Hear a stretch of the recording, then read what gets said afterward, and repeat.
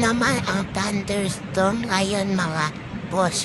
Ang lalakas mga boss, parang nagagalit. Hala grabe, nakakatakot talaga. Ang sabi, iwasan daw lumabas ng bahay kapag may thunderstorm. Kaya buti na lang nasa loob ako nun. Haha, pero siyempre may mga tao na di maiwasan na nasa labas. Kaya sa mga ganitong pagkakataon, dasal lang tayo mga boss. Pray tayo palagi para gabayan tayo ni Lord. Ingat po tayong lahat.